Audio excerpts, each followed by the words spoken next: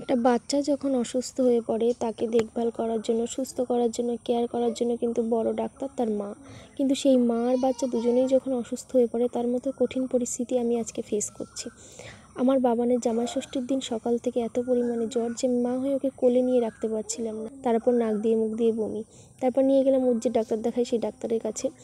তারপর ও এখন আপাতত একটু সুস্থ, পুরোপুরি নয়। তারপর কোনো রকমে আমাদের জামাই ষষ্ঠীটা কাটলো। জামাই ষষ্ঠীর পরের দিন থেকে আমি পুরোপুরি বিছানা শয্যা হয়ে গেলাম। আমার এত পরিমাণে জ্বর যে আমি নিজে একা একা উঠে দাঁড়াবো সেই ক্ষমতা আমার ছিল না। তারপর মা এখানে আমার মাথায় জল দিয়ে দিচ্ছে। আমার মাথা থেকে পুরো পা পর্যন্ত সারা শরীর আমার ব্যথা ছিল, যে আমি একা খেতে পাচ্ছিলাম না, একা বসতে পারছিলাম না, এমনকি আমি একা বাথরুমে পর্যন্ত যেতে পারছিলাম না। তারপর আমার বোন এখানে আমার মাথায় জল পটিয়ে দিয়ে দিচ্ছে। আমার পুরো সারা শরীর আগুন হয়ে যাচ্ছে। এবার তারপর বিকালবেলা মা আমাকে ডাক্তারের কাছে নিয়ে গেল, কিন্তু আমি তো একা হেঁটে যেতে পারবো না, সেই জন্য মা টোটো খুঁজতে গেছিলো। তারপর চলে আসলাম ডাক্তারের কাছে। ডাক্তার জ্বর মেপে দেখলো আমার 104 জ্বর। ডাক্তার বলছে ভীষণ অবস্থা খারাপ। তারপর রাতেরবেলা মা পা টিপে দিচ্ছে।